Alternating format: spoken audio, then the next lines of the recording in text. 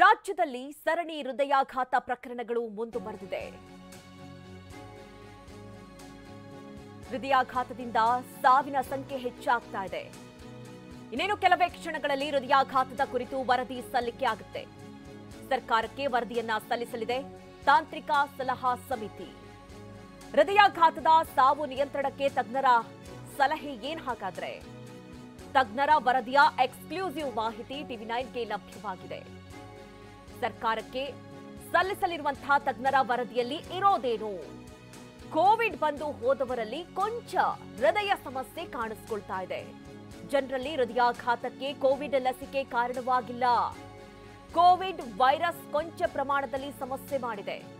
ವರದಿಯಲ್ಲಿ ಹಾರ್ಟ್ ಕಾರ್ಯಕ್ಷಮತೆ ಕಡಿಮೆ ಬಗ್ಗೆ ಉಲ್ಲೇಖ ಮಾಡಲಾಗಿದೆ. ಕೋವಿಡ್ ಬಂದು ಹೋದ 3 ವರ್ಷದ ಬಳಿಕ ಸಮಸ್ಯೆ ಆಗಿದೆ. ಕೋವಿಡ್ ಬಂದು ಹೋದವರಲ್ಲಿ ಹೃದಯ ಸಮಸ್ಯೆ ಕಾಣಿಸ್ತಾ ಇದೆ. ನಿದ್ರಾಹೀನತೆ, ಸುಸ್ತು, ಉಸಿರಾಟದ ಸಮಸ್ಯೆ ಹೆಚ್ಚಾಗಿ ಬೊಜ್ಜು ಕಾಣಿಸಿಕೊಳ್ತಾ ಇದೆ. ಹೃದಯದ ಕಾರ್ಯಕ್ಷಮತೆ ಕಡಿಮೆಯಾಗಿರೋ ಬಗ್ಗೆ ಉಲ್ಲೇಖ ಮಾಡಲಾಗಿದೆ. ನೋಡಿ, ಸಿಎಂ ಸಿದ್ದರಾಮಯ್ಯ ತಾಂತ್ರಿಕ ಸಲಹಾ ಸಮಿತಿಯನ್ನ ರಚನೆ ಮಾಡೋಕೆ ಹೇಳಿದ್ರು, ವರದಿಯನ್ನ ನೀಡೋಕೆ ಹೇಳಿದ್ರು. ಈಗ ಆ ವರದಿಯಲ್ಲಿ ಏನಿದೆ ಅನ್ನೋದನ್ನ ಗಮನಿಸ್ತಾ ಇದ್ದೀರಿ. 3 ವರ್ಷದ ಬಳಿಕ ಕೋವಿಡ್ನಿಂದಾಗಿ ಹೃದಯ ಸಮಸ್ಯೆ ಕಂಡು ಬರ್ತಾ ಇದೆ. ಸರಣಿ ಹೃದಯಾಘಾತಕ್ಕೆ ಈ ಅಂಶಗಳೇ ಕಾರಣ. ಹೃದಯದ ಕಾರ್ಯಕ್ಷಮತೆ ಕಡಿಮೆ ಆಗ್ತಾ ಇದೆ. ಕೋವಿಡ್ನಿಂದಾಗಿ ಈ ರೀತಿಯ ಸಮಸ್ಯೆಗಳಾಗ್ತಾ ಇದೆ. ಹೃದಯಾಘಾತಕ್ಕೆ ಕೋವಿಡ್ ಲಸಿಕೆ ಕಾರಣವಾಗಿಲ್ಲ. ಯಾಕೆಂದ್ರೆ ಈ ಬಗ್ಗೆ ಬಹಳ ಅನುಮಾನ ಇತ್ತು. ಲಸಿಕೆಯಿಂದ ಈ ರೀತಿ ಆಗ್ತಾ ಇದೆಯಾ ಅನ್ನುವಂಥ ಒಂದಷ್ಟು ಅನುಮಾನ ಕೆಲ ತಜ್ಞರು ವ್ಯಕ್ತಪಡಿಸ್ತಾ ಇದ್ರು. ಆದ್ರೆ ಕೋವಿಡ್ ವೈರಸ್ನಿಂದ ಕೊಂಚ ಸಮಸ್ಯೆ ಆಗಿದೆ ಅನ್ನೋದು ವರದಿಯಲ್ಲಿ ಉಲ್ಲೇಖವಾಗಿದೆ. ಕೋವಿಡ್ನಿಂದಾಗೆ ಈ ರೀತಿ ಸಮಸ್ಯೆಗಳು ಎದುರಾಗ್ತಾ ಇದೆ. ಒಂದ್ ಕಡೆ ನಿದ್ರಾಹೀನತೆ, ಸುಸ್ತು, ಉಸಿರಾಟದ ಸಮಸ್ಯೆ, ಅತಿಯಾದ ಬೊಜ್ಜು ಹೃದಯ ಸಮಸ್ಯೆಗೆ ಕಾರಣವಾಗ್ತಾ ಇದೆ. ನೋಡಿ, ಕೋವಿಡ್ ಬಂದು ಹೋದವರಲ್ಲಿ ಈ ರೀತಿಯ ಹೃದಯ ಸಮಸ್ಯೆ ಕಾಣಿಸಿಕೊಳ್ತಾ ಇದೆ. 15 ವರ್ಷದೊಳಗಿನ ಶಾಲಾ ಮಕ್ಕಳಿಗೆ ಸ್ಕ್ರೀನಿಂಗ್ ಮಾಡಬೇಕು. ಎಲ್ಲಾ ಶಾಲಾ ಮಕ್ಕಳನ್ನ ಹೃದಯ ತಪಾಸಣೆಗೆ ಒಳಪಡಿಸಬೇಕು. ಪಠ್ಯಕ್ರಮದಲ್ಲಿ ಹೃದಯಾಘಾತ ಅಳವಡಿಸಲು ತಜ್ಞರು ಸಲಹೆಯನ್ನ ಕೊಟ್ಟಿದ್ದಾರೆ.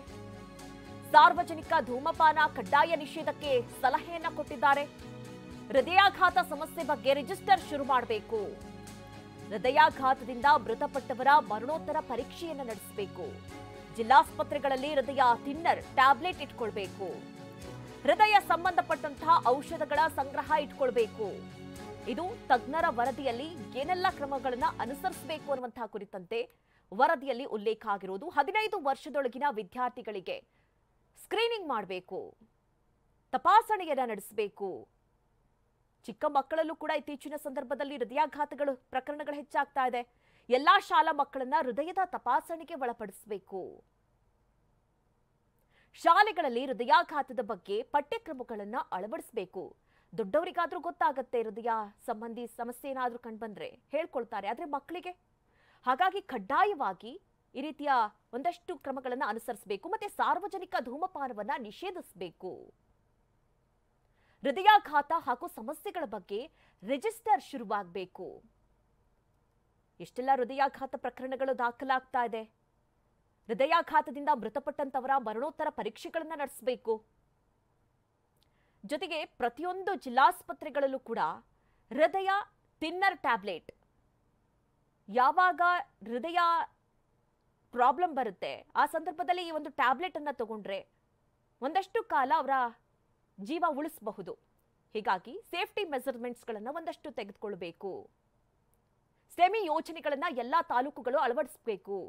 ತಾಲೂಕು ಆಸ್ಪತ್ರೆಗಳಿಗೆ ಕಾರ್ಡಿಯಾಲಜಿಸ್ಟ್ ವೈದ್ಯರ ನೇಮಕ ಮಾಡಬೇಕು. ಪ್ರತಿ ತಾಲೂಕು ಆಸ್ಪತ್ರೆಗಳಲ್ಲೂ ಕೂಡ ವೈದ್ಯರು ಲಭ್ಯವಾಗಿರಬೇಕು. ECG, TMT, echo, lipid profile ಚಿಕಿತ್ಸಾ ಸೌಲಭ್ಯವನ್ನ ಹೊಂದಿರಬೇಕು ಪ್ರತಿ ಆಸ್ಪತ್ರೆಗಳು ಕೂಡ. ಯಾವುದೇ ಸಮಸ್ಯೆಯಲ್ಲಿ ಏನೇ ತೊಂದರೆ ಬಂದರೂ ಕೂಡ ಅದನ್ನ ಆದಷ್ಟು ಬೇಗ ಪರಿಹರಿಸುವಂತಿರಬೇಕು. 15 ವರ್ಷದ ಒಳಗಿರುವಂತವರಿಗೆ ಸಿಗರೇಟ್ ಆಗಿರ್ಬೋದು, ಈ ಮದ್ಯಪಾನ ಆಗಿರ್ಬೋದು, ಧೂಮಪಾನ ಆಗಿರ್ಬೋದು, ಇದರಿಂದ ದೂರ ಇರುವಂತೆ ನೋಡ್ಕೊಳ್ಬೇಕು. ಸಿಪಿಆರ್ ತರಬೇತಿ ನೀಡುವ ಯೋಜನೆ ಜಾರಿ ಆಗಬೇಕು. ನೋಡಿ, ಇದು ತಾಂತ್ರಿಕ ಸಲಹಾ ಸಮಿತಿ ನೀಡಿದಂತಹ ಒಂದಷ್ಟು ಸೂಚನೆಗಳು, ಸಲಹೆಗಳು. ಸಾರ್ವಜನಿಕ ಪ್ರದೇಶಗಳಲ್ಲಿ ಹೃದಯಾಘಾತದ ಬಗ್ಗೆ ಜಾಗೃತಿ ಮೂಡಿಸಬೇಕು. ಒಂದ್ ವೇಳೆ ಯಾರಿಗಾದ್ರೂ ಹೃದಯ ಸಂಬಂಧಿ ಕಾಯಿಲೆ ಅಂದ್ರೆ ಹೃದಯ ಸಂಬಂಧಿ ಸಮಸ್ಯೆಗಳು ಎದುರಾದ್ರೆ ಯಾವ ರೀತಿ ಅದನ್ನ ಬಗೆಹರಿಸಬೇಕು ಅನ್ನುವಂಥ ನಿಟ್ಟಿನಲ್ಲಿ ಒಂದಷ್ಟು